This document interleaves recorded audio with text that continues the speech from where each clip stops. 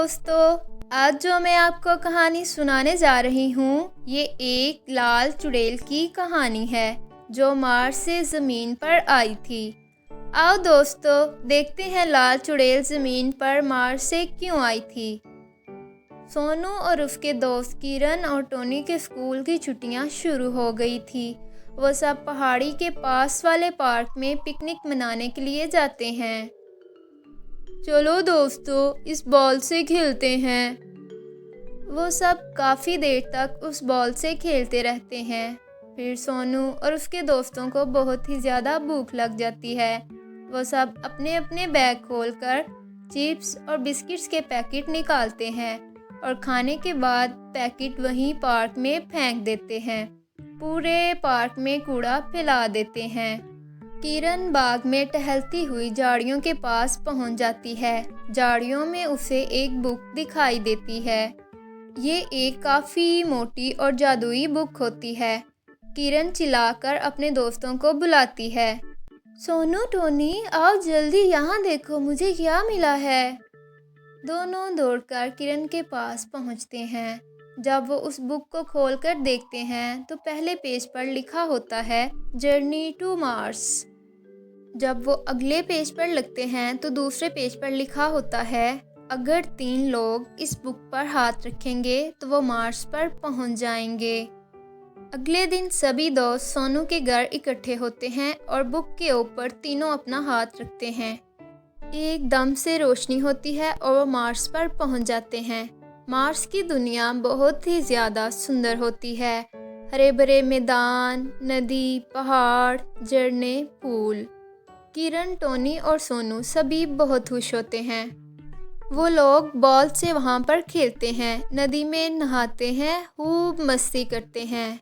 फिर उन्हें बहुत ही ज़्यादा भूख लग जाती है और वो अपने अपने बैग खोलकर उसमें से नमकीन, बिस्किट, जूस के पैकेट निकालते हैं और खाते हैं और खाने के बाद कूड़ा नदी में फेंक देते हैं। शाम को सभी दोस्त उस बुक के ऊपर हाथ रखकर दोबारा अर्थ पर अपने घर लौट आते हैं। उस रात सोनू अपने रूम में सो रहा होता है। उसके बेड के नीचे से बहुत डरावनी चिल्लाने की आवाज़ आती है। सोनू एकदम डर कर उठ जाता है और चिल्लाने लगता है, मम्मी, पापा। उसके मम्मी पापा रूम में आते हैं। मेरे कमरे में कोई है।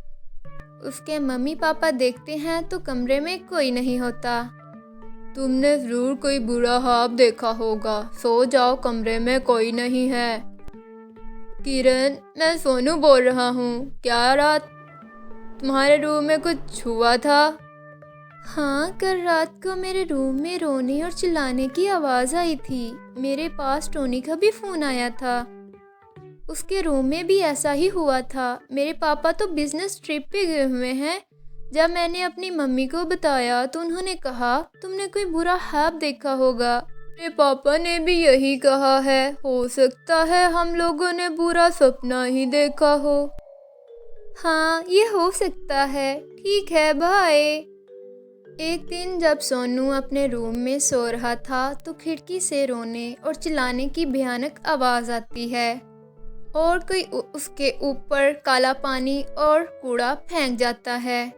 सोनू चिल्लाता है। उसकी मम्मी पापा रूम में आते हैं। सोनू के बेड पर काला पानी और कूड़ा पड़ा होता है।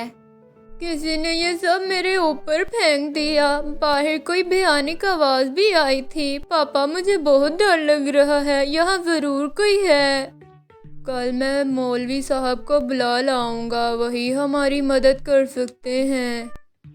मौलवी साहब एक बुज़ुर्ग आदमी थे। अगले दिन वो बुज़ुर्ग आदमी सोनू के घर आते हैं। किरण अपनी मम्मी और टोनी अपने पापा के साथ सोनू के घर पहुंचते हैं। सभी लोग उस बुज़ुर्ग आदमी के साथ सोनू के कमरे में जाते हैं। सोनू के बेड के नीचे एक जादुई बुक पड़ी होती है। बुज़ुर्ग आदमी कोई मंत्र पढ़ते हैं। रूम में एकदम अंधेरा छा जाता है।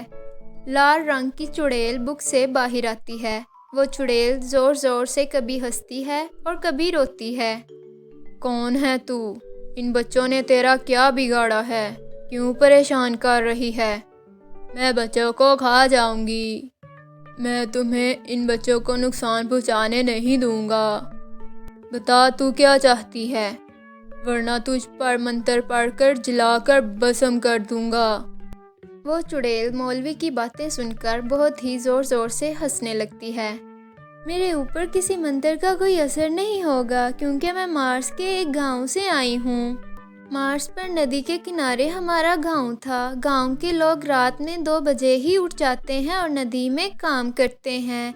हम उसी नदी का पानी भी पीते हैं। फिर हम लोग अपने अपने खेतों में काम करने चले जाते हैं। कुछ दिन पहले मुझे रात में प्यास लगी। हमेशा की तरह मैं अंधेरे में पानी पीने के लिए नदी गई। प्लास्टिक के कागज़ और कचरा जो ये शैतान बच्चे नदी में फेंक आए थे, वो सब मेरे पेट में चला गया। पूरी रात मेरे पेट में दर्द हुआ और सुबह मैं मर गई। अब मेरी आत्मा भटक रही है, क्योंकि मैं अपनी उम्र से पहले ही मर गई हूँ और ये सब इन बच्चों के कारण हुआ है। ये जादुई किताब मार्स पर पहुँचाती है। इन्होंने नदी में कूड़ा फैलाकर नदी को गंदा कर दिया। हम हमेशा से ही नदी में अंधेरे में पानी पीते आए हैं। हमें कभी कोई परेशानी नहीं हुई, लेकिन जैसे ही अर्थ के लोगों ने हमारे मार्स पर कदम रखा, गंदगी फैलाना शुरू कर दी। गांव के लोगों के पेट में दर्द हो रहा है। अब मैं इन बच्चों को नहीं छोड़ूंगी। हम सबको माफ़ कर दीजिए।